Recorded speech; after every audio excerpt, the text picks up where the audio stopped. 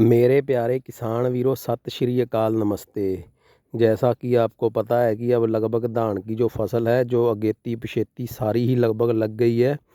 और लगने के बाद मौसम की वजह से जैसा कि आपने देखा होगा कि धान में बौनेपन की बहुत अधिक समस्या आ रही है।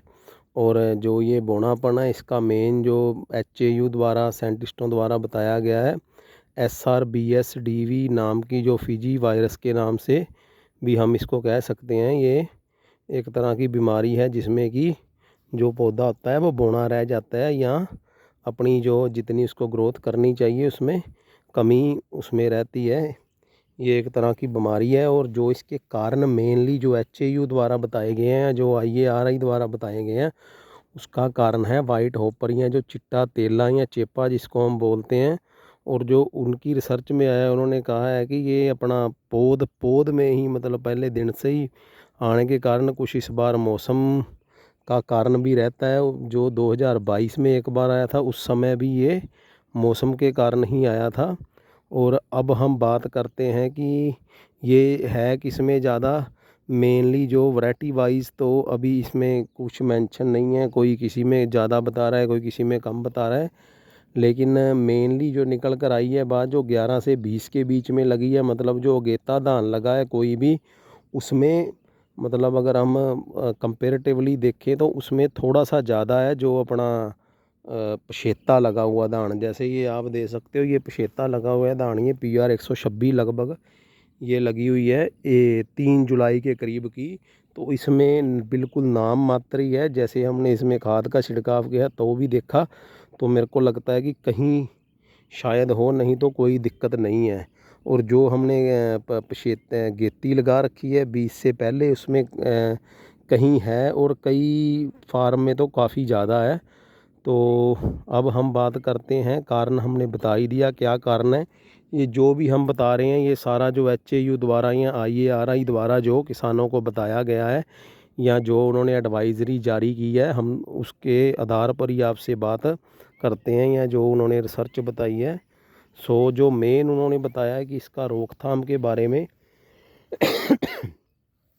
इसके रोकथाम में सबसे पहला तो यही है कि आप जहाँ आपने देखा है, वैसे तो वो कहते हैं कि कोई परमानेंट सल्यूशन तो इसका नहीं है, फिर भी आपको जहाँ पर चिट्टा तेला दिखे तो आप किसी भी दवाई, जो तेला, चेस, ओशीन, या 2-3 दवाई और भी उन्होंने बोल रखी हैं, वो हम कमेंट सेक्शन में बता देंगे।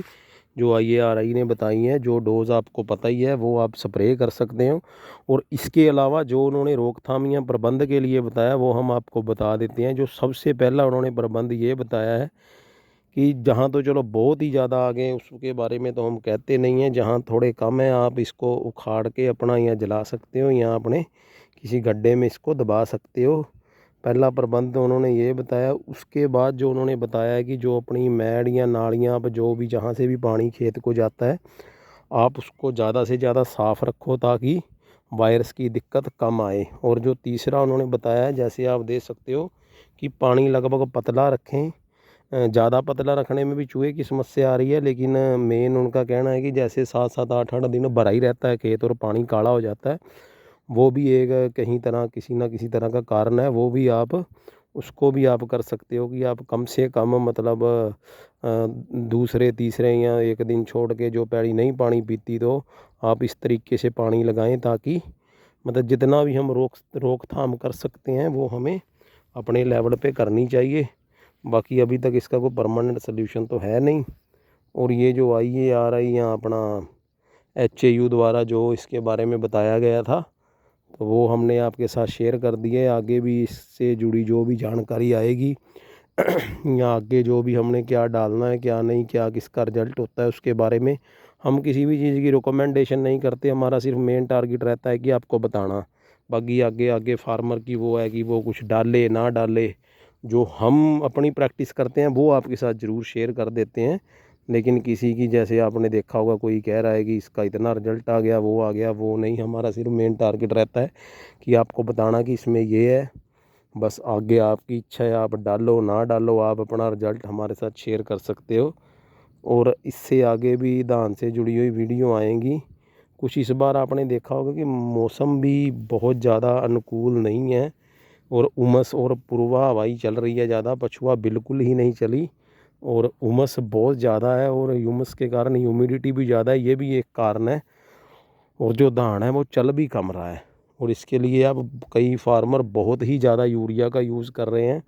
आप रिक्वायरमेंट से ज़्यादा यूरिया का यूज़ ना करें, ताकि बाद में आप देखेंगे कि जितनी ज़्यादा आप यूरिया डालोगे उतना ज़्यादा इसमें तेलाइयाँ और बीमारियाँ बाद में बढ़ेंगी।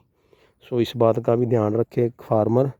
सो इस तरह की और इन्फॉर्मेशन के लिए आप हमारे चैनल को लाइक शेयर और सब्सक्राइब कर सकते हो, ताकि आप तक जानकारी पहुंच सके। बहुत बहुत धन्यवाद।